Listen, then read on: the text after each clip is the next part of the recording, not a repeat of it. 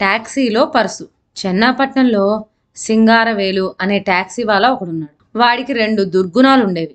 మొదటిది ఏమిటంటే వాడి టాక్సీ ఎక్కి వెళ్ళిన వాళ్ళు మీటర్ లెక్క ప్రకారం వాడికి ఛార్జీ ఇవ్వటం సరిపోక పేచీ పెట్టి రూపాయో అర్ధానో గుంజుకుపోవడం చేసేవాడు. రెండో దుర్గుణం ఏమిటంటే సామాన్లన్నీ దించాక ఏదో ఒకటి కారులో అట్టే పెట్టేసుకోవడం.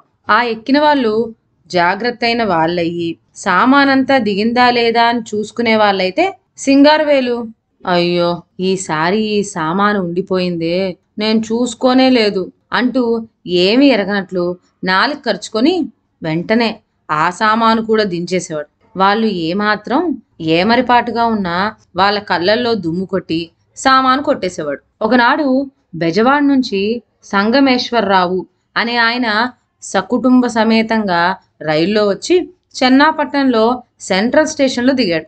ఆయన భార్య తమ్ముడు వెంకటాచలం అనే క్రిమినల్ లాయర్ ట్రిప్లీకేన్లో సింగారాచారి వీధిలో మకాన్ చేసి ఉంటున్నాడు. సంగమేశ్వరరావు కంట పట్టంతోనే సింగారవేలు టాక్సీ సార్ అని ఆయన ఏమీ సమాధానం చెప్పకుండానే ఆయన సామాన్ ఎక్కించేసి అమ్మగారు ఎక్కడండి అన్నాడు. వాళ్ళంతా ఎక్కడంతోనే ఎక్కడికి సార్ అని సింగారవేలు అడగటం, సంగమేశ్వరరావు బావమరిది అడ్రస్ చెప్పటం జరిగిపోయింది. టాక్సీ వెంకటాచలం గారి ఇంటి ముందు ఆగటంతోనే చుట్టాలంతా దిగి లోపలికి వెళ్లారు. వాళ్ళని ఇంట్లో వాళ్ళు కుశల ప్రశ్నలు అడుగుతుంటే సింగారవేలు సామాను చేరవేసి ఛార్జీ అడిగాడు. సంగమేశ్వరరావు మీటర్ చూపిన ఛార్జీ ఇవ్వబోయేసరికి సింగారవేలు కస్సుమని తిరిగిపోయేటప్పుడు ఖాళీగా పోవాలి, మీటర్ ఛార్జీ మాత్రం ఇస్తే ఎలాగా అని పేచి పెట్టాడు. సంగమేశ్వరరావు మరో రూపాయి వాడి చేతిలో పడేసి వెళ్ళమన్నాడు. సింగారవేలు సనుక్కుంటూ టాక్సీని డ్రైవ్ చేసుకుంటూ పోయాడు. భోజనాలు అయ్యాక సంగమేశ్వరరావు ఏదో వెతుక్కోబోగా ఆయన బావమరిది వెంకటాచలం ఏమిటి బావా అన్నాడు. చెడావుల జత ఉన్న అట్టపెట్ట కనపట్టం లేదోయ్, మొన్న హైదరాబాద్లో మనసు పడి కొనుక్కున్నాను అన్నాడు సంగమేశ్వరరావు. ఆయన భార్య రైలు దిగినప్పుడు నేను చేత్తో పుచ్చుకున్నానండి, టాక్సీలో వదిలారేమో అంది. సాయంత్రం స్టేషన్ వైపు వెళ్ళి చూద్దాం, ఇలా మర్చిపోయిన సరుకులు ఏమైనా ఉంటే వాళ్ళు జాగ్రత్త పెట్టి ఇస్తారు అన్నాడు బావమరిది వెంకటాచలం. సాయంత్రం బావమరిదులిద్దరూ స్టేషన్లో టాక్సీ స్టాండ్ వద్దకు వెళ్లారు. అక్కడ సింగారవేలు కనపటంతోనే ఏమోయ్ పొద్దున టాక్సీలో కొత్త చెప్పులున్న అట్టపెట్ట ఒకటి దిగబడిపోయింది అన్నాడు వెంకటాచలం. సింగారవేలు ఏమీ ఎరగని వానికి మళ్ళీ ఏమీ లేదే, అమ్మగారు సామానంతా సరిచూసుకున్నారే అని బొంకాడు. సంగమేశ్వరరావు కారంతా ఓ మాట గాలించాడు. వెతికితే కనపట్టానికి ఆ జోళ్ళ పెట్టి ఇంకా అక్కడ కూర్చుందా, దాన్ని కారులోనే ఉంచడానికి సింగారవేలు తెలివి తక్కువవాడ.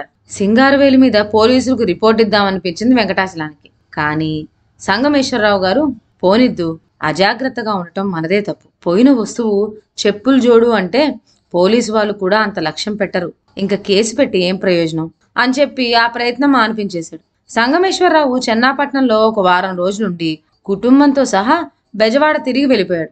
ఆ తర్వాత ఒకనాడు రాత్రి వెంకటాచలం అడయారు గాంధీనగరంలో స్నేహితుడు ఒక ఆయన గృహప్రవేశానికి విందుకు పిలిస్తే అక్కడికి వెళ్ళాడు. తిరిగి వస్తూ బస్సు కోసం స్టాండ్లో నిలబడితే ఎంతసేపటికి బస్సు రాలేదు.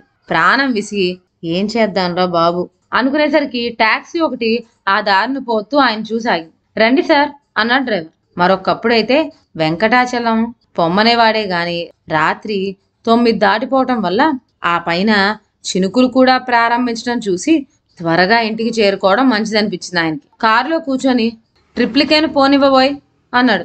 మొదట ఆనవాలు కట్టకపోయినా కారు కొంత దూరం పోయేసరికి వెంకటాచలం గారికి ఆ కారు డ్రైవర్ ఎవరో తెలిసిపోయింది.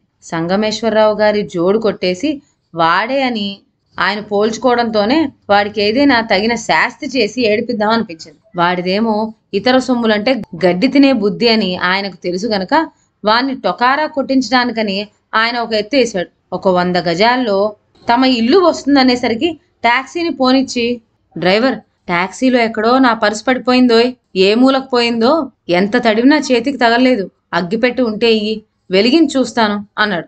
సింగారవేలు దగ్గర అగ్గిపెట్ట లేకపోలేదు, కానీ వాడికి దాన్ని ఇవ్వబుద్ధే అవ్వలేదు.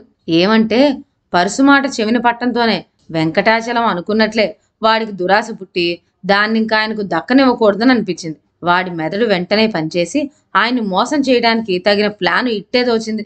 వాడు సార్ నా వద్ద నిప్పు పెట్టలేదు, ఇదిగో ఆ సందులో ఒక కిల్లీ కొట్టు ఉంది, అక్కడ అగ్గిపెట్లు అమ్ముతారు. నేనే వెళ్ళి తెచ్చిపెడుదును గాని ఇంజన్ ఆపేస్తే కారు మళ్ళీ ఓ పట్టాన కదలదు. మీరే దయచేసి ఒక్క అడుగు వెళ్ళొస్తారా అన్నాడు. అంతేగాక పర్సు పడిపోయింది గనక మీ వద్ద వేరే చిల్లరుండదు అంటూ వాడు తన జేబులోంచి ఒక అనా కూడా తీసిచ్చి ఆయన చేతిలో పెట్టాడు. వెంకటాచలం టాక్సీ దిగి వాడు చెప్పిన సందులోకి నడిచాడు. ఆయన అనుకున్నట్లే సింగారవేలు ఆయన బెల్లగా చూసి వెంటనే బ్రేక్ వదిలి 40 మైళ్ళ స్పీడున టాక్సీతో పారిపోయాడు. షెడ్ చేరే వరకు సింగారవేలు మళ్ళీ ఎక్కడ టాక్సీనే ఆపలేదు. అక్కడికి చేరాక ఆ పర్సు కోసం తన టార్చీ లైట్తో కారంతా గాలించాడు.